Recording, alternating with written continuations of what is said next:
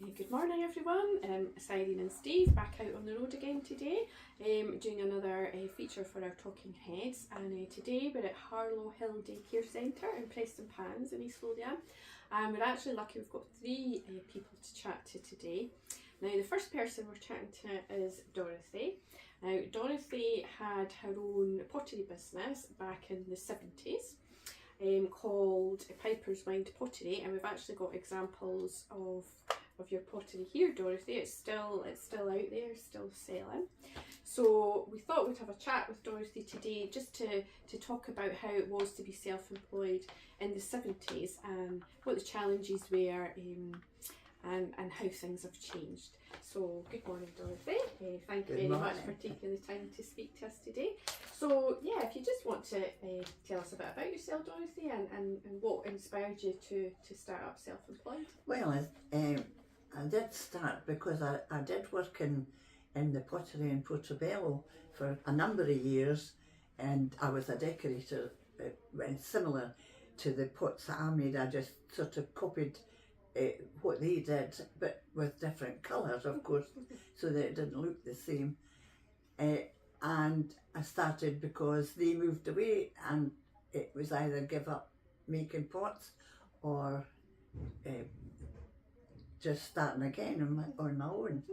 And I started more or less as a hobby, and the local shop took my pots, and several other people. One, like a nurse, took one into a hospital, and I got a lot of orders from them. And then I got a lot of orders from another source. I think it was schools or something like that. And that was just how, and it built up till I, for about 20 years, I think I worked on my own. Fantastic. And when you were starting up, Dorothy, for you were telling me earlier, you got a couple of kilns and you got premises, I think. Yes, well the premises were an old house that I got a nominal fee from the local council, and it worked very well for a number of years until they wanted to pull it down. So I had to find somewhere else quick. Yeah. And at that point, the workshop that I did find was very handy, and it had belonged to the market gardens. It was the stables for the big house next door, and so we converted it into a workshop. And people came and bought from me instead of me selling it to shops. Yeah. I did sell it to shops as well, as but it was better that I could cut out the middleman. Yeah, absolutely. Yeah, absolutely. And thinking about today, Dorothy. So businesses, websites, social media, the promotion and getting themselves out there is there's loads of different options.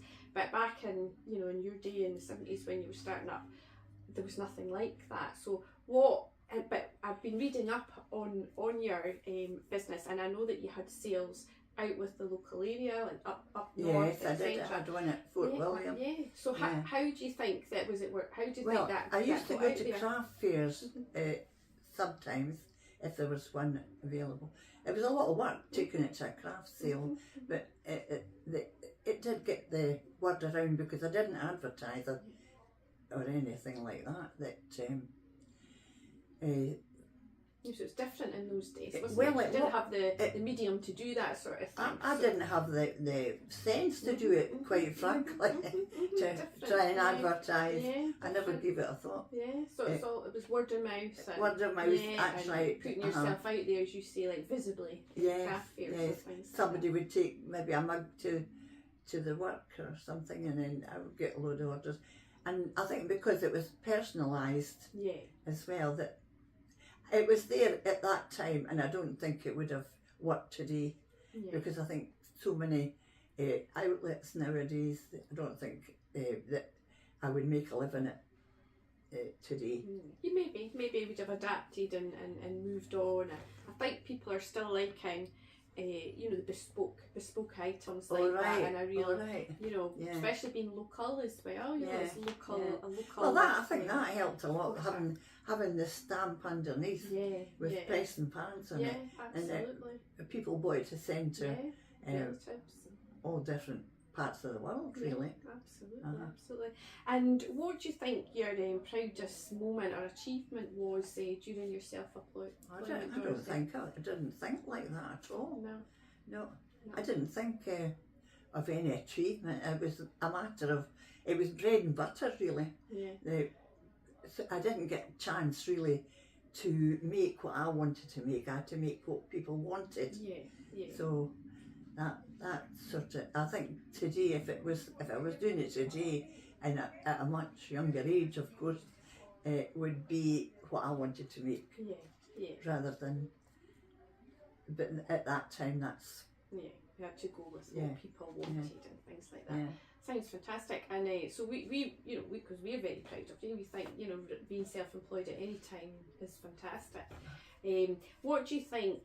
Because nowadays, obviously, the technology is different, but businesses are, the core of a business is people and the person. So what tips do you think you would give budding entrepreneurs out there or budding potters out there? Well, I don't know really. It depends on what you're selling. That's the point. I don't know an awful lot about technology as far as internet goes or anything like that. So I don't know how I would advise anybody. Do you think it's something within a person that well, you have to want to do it. Yeah. And have that. Yeah, with me, it wasn't a matter of it was because I liked working with clay. That was, and I just took any opportunity I could get, like craft fairs or and that kind of made it easier to get word around. You meet other people. You know that you could, and I took any order that anybody wanted. If they wanted a teddy bear on it, they got a teddy bear. So that was the point that made my business, I think. Yeah, fantastic. I suppose because your mum had her own business as well. Yeah. It was something that it was within your family, so it wouldn't have felt different to you being doing something on your own. I think the fact that my mother had a shop was necessity, rather than because my father he had a lot of time that he couldn't work because of the weather. We lived in Pypers and it was always snowing or a lot of hills and what have you. We moved to Preston Pans, and that was when I was in my teens. I was still at school then. So, but my mother, she was a driving force for that thing, and that's. And then, well, I don't know. I think that's how it was, and the fact that I got a job in a pottery, it drew me in, and I just loved it. I couldn't wait to go to work in the morning. It was one of these things that not many people get. Yeah, well, to say if you do what you love, it feels like you never work. That's right. You're enjoying it. And was there any aspects that you didn't enjoy, Well, I didn't enjoy the business side. I didn't like doing the paperwork or the tax returns or anything like that. But that was only once a year, more or less. So. Yeah. And did you do them yourself, Dorothy? Oh, yeah. No, I got a CA to do. No. Oh, I had to do it properly. Oh, that's great. And with your self-employment, with your pottery, did you move into doing workshops or classes? Well, I did. Yes, I did. I did classes. I did some at Knox Academy for 1 or 2 years in the evenings, and that again was a wee bit more income. And I went, as I say, craft fairs, and there was one up at Carberry Towers where they did a programme for people who were retiring and to give them a taste of anything that they might like to do when they're retired. So that came into it as well, and that all added to it. And have you ever watched the Great Pottery Oh, I watch it all the time, I yeah. like that. Oh, yes. I find that really, I mean, I've never done any pottery in my life, but I really liked it. It's It is, different, yeah, really yeah. interesting. Yeah, it took me a long time to learn how to throw, Yeah, you know, to get it. But I did. Yeah. Well, I just want to say thank you very much, Dorothy. I think it's been really, really Oh, it's interesting. been okay. Yeah, it's been really, really interesting, insightful, and it just shows you that actually, you know, as time marches on, things change, but you know, and stay the same. You know, we've still got tax returns to do, and you've still got to, you know, make ends meet and make sure that. Yeah, so I did make a lot of money. I'll tell you that. Yeah.